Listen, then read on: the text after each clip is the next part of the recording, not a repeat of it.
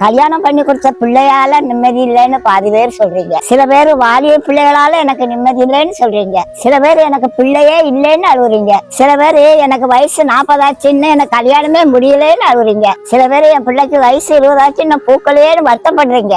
ஆக மொத்தம் எல்லாருக்கும் துன்பமும் துயரமும் இருக்குங்க. ஐஸ்வர்யவானுக்கும் துன்பம் இருக்கு, லாசருக்கும் துன்பம் இருக்கு. அதான் ஏசப்பா கரெக்டா சொல்லிட்டாங்க, உலகத்துல உங்களுக்கு ஒவ்வொருத்தரையும் இருக்குன்ட்டு. எவ்வளவுதான் துன்பம் இருந்தாலும் உங்க சமாதானத்துக்கும் ஒரு வழி இருக்குங்க. அந்த சமாதானத்தை ஏசப்பா பூமியில தான் வச்சுட்டு போயிருக்காங்க. அது உலகம் தர சமாதானம் இல்லைங்க, தேவன் தர சமாதானம். அந்த சமாதானத்தை நீங்க பெற்றுக்கொண்டீங்கன்னா நல்ல நிம்மதியா இருப்பீங்க.